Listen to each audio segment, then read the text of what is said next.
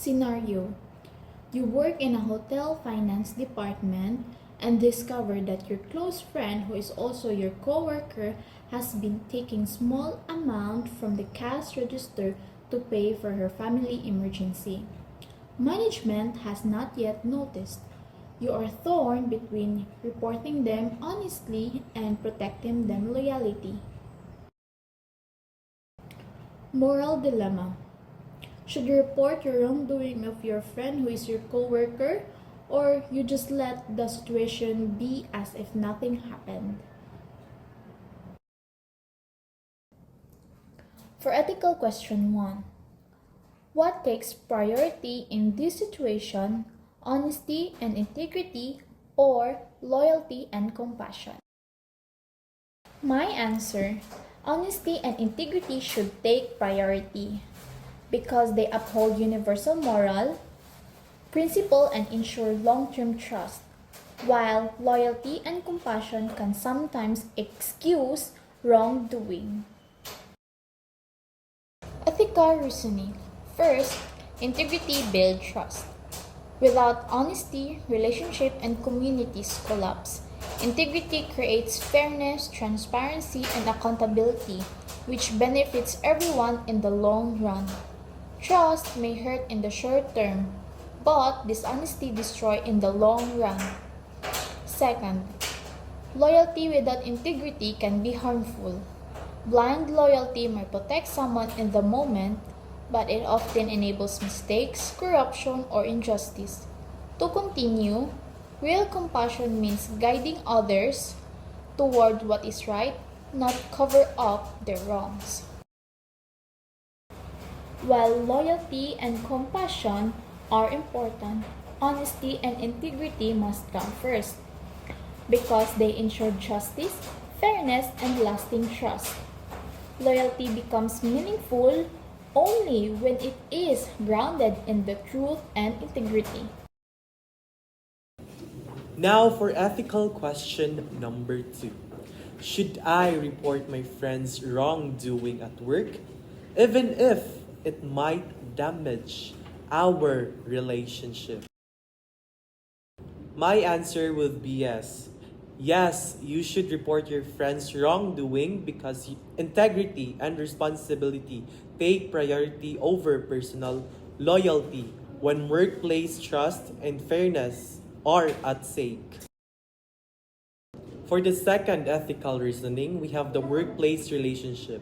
First is the management. They may use the case as a learning opportunity to prevent future misconduct, strengthening accountability in the company. Second is the co-workers. Some may distance themselves fearing you, could also report them. But in time, others will respect your integrity and fairness. Trust is built on accountability, not silence. So my first ethical reasoning would be legal implication. If the company decides to press charges, your friend could face criminal records, fines, or even jail time, company policies, and local laws. Reporting early may prevent even bigger consequences. Protecting integrity now avoids harsher punishments later. For my last ethical reasoning would be peace of mind. Even though it's a difficult choice, you gain relief and moral activity knowing you act honestly and protected the company's resources. Integrity provides inner peace that overweights shorter term discomfort. Doing what is right may be hard, but it brings lasting peace. Ethical question 3. What are the possible consequences of staying silent? How might this affect your own integrity, your job, and others in the workplace? My answer is staying silent may protect your friend temporarily, but it can damage your integrity, your workplace, and the trust of others if the theft continues or is later discovered. Integrity is compromised. By choosing silence, you become complicit in the wrongdoing. Even if you didn't steal, failing to act contradicts your responsibility as an employee and weakens your own moral character. As they say, silence in the face of wrongdoing is also a form of wrongdoing. Second, consequences for the workplace.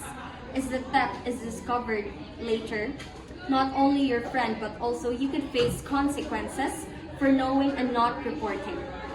This could damage trust between management and employees, leading to stricter rules that punish everyone.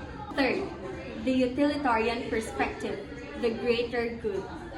Utilitarian ethics emphasizes the greatest good for the greatest number. Protecting one person by staying silent may cause harm to many. Other employees, the company, and even clients who rely on a trustworthy system. As they say, one person's silence can harm the entire community.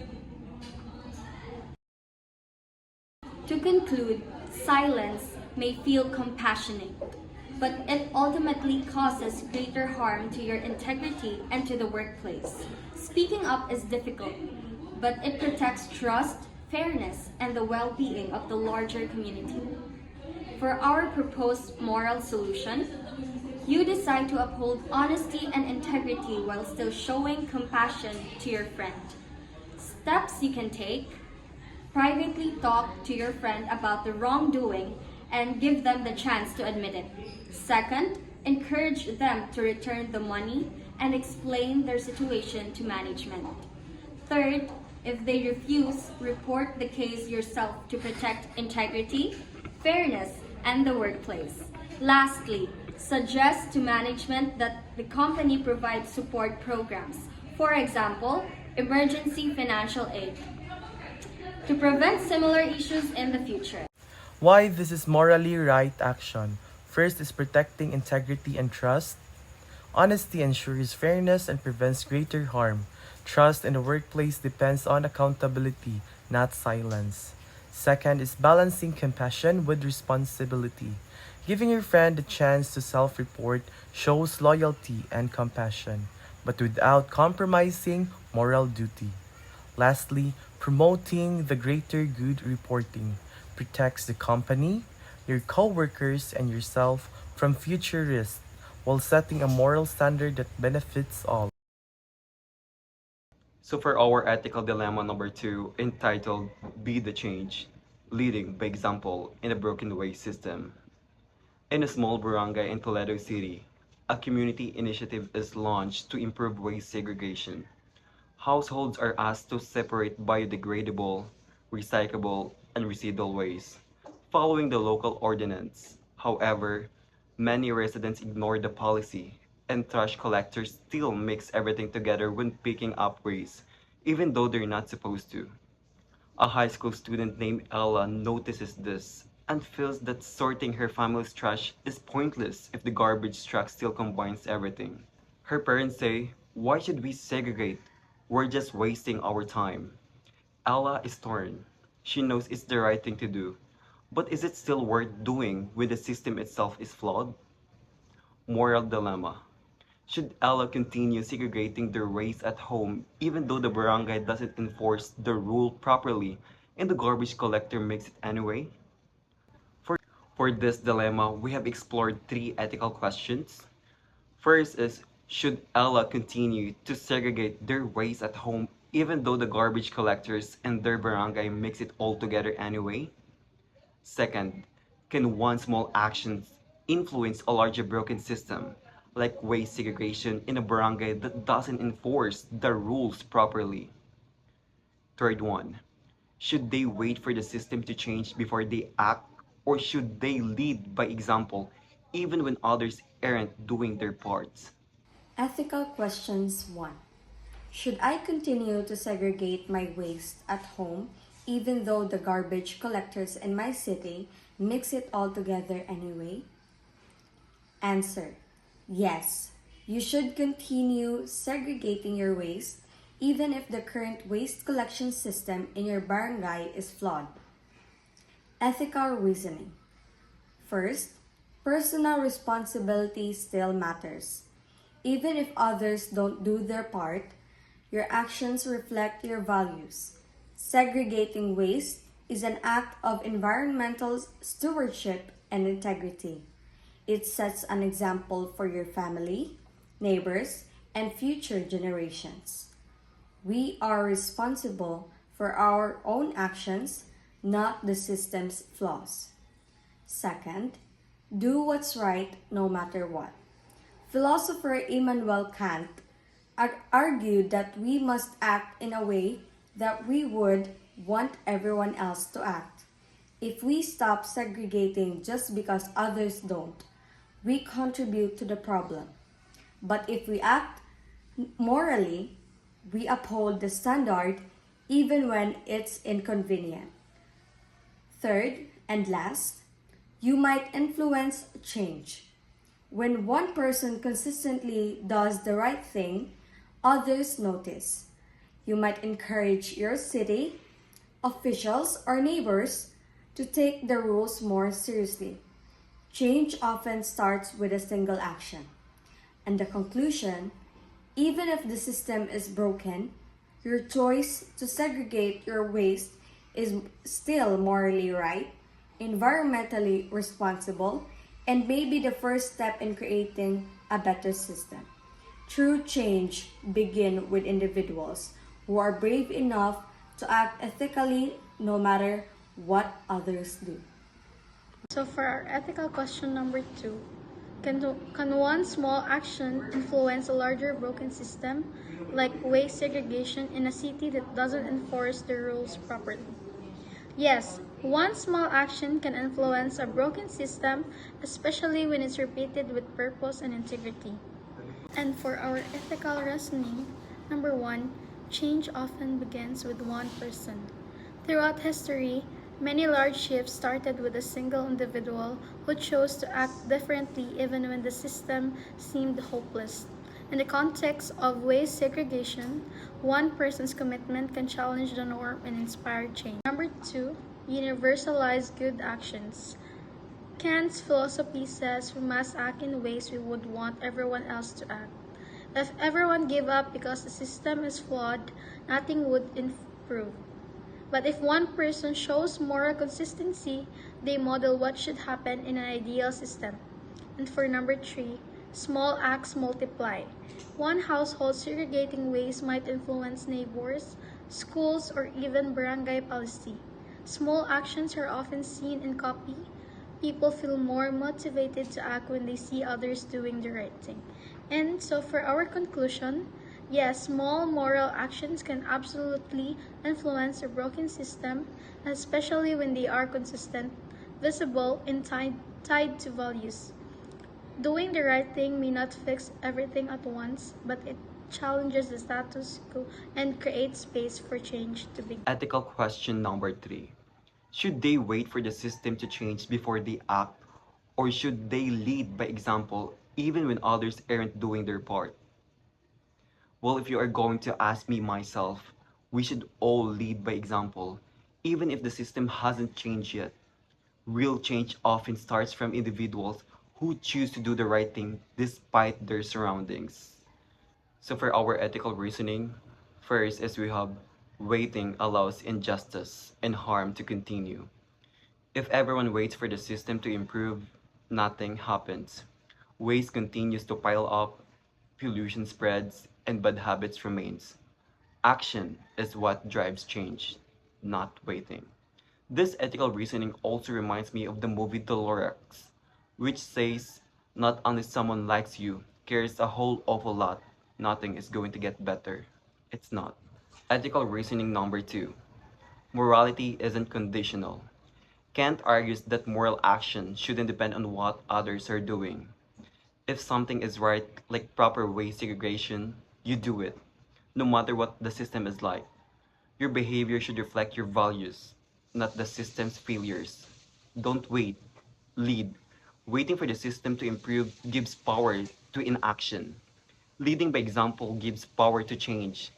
When individuals act morally, even alone, they lay the foundation for collective action and long-term improvement. Proposed moral solution. First, continue segregating waste at home. Ella consistently separates biodegradable, recyclable, and residual waste at her household, even if some flaws exist in the system. Second, start an awareness campaign with classmates. Ella talks to her classmate about forming an advocacy group that promotes waste segregation through school programs, posters, and cleanup drives. Third, strict enforcement of waste ordinances. Barangay officials strictly monitor garbage collection, ensuring that segregated waste remains separated and that violators face proper penalties.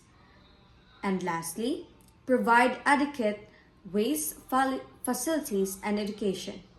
The LGU builds recycling centers and provides separate bins and public spaces, while also conducting workshops in schools and communities about the importance of proper waste management. Why is this the morally right action? First, leading by example. By practicing segregation, Ella shows her family, neighbors, and peers that small actions matters. For number 2, promoting shared responsibility, this empowers students to take part in solving a community problem. For number 3, protecting the common good, enforcing rules ensures fairness and discipline. For number 4, empowering citizens, giving people the right tools and knowledge helps them to do what is good for the environment. So these are the ethical theories that is applied on this dilemma.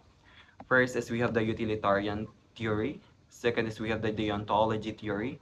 So utilitarian theory focuses more on greatest good for the greatest number.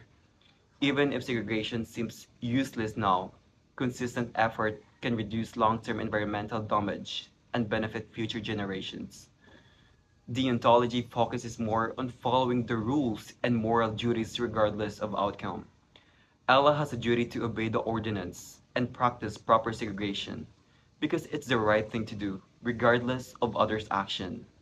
In conclusion, moral actions aren't always easy, especially when others seem apathetic. But real change requires courage, consistency, and care. Ella's choice to act morally despite a broken system reflects integrity and hope.